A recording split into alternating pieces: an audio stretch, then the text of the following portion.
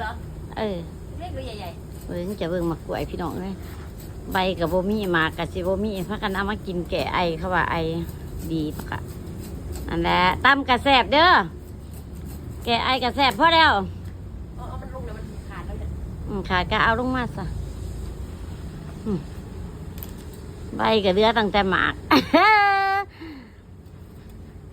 โอเคตัดใบตองต้นนู้นให้ได้ไหมต้นไหนเด็กข้างหัวตัดยังไง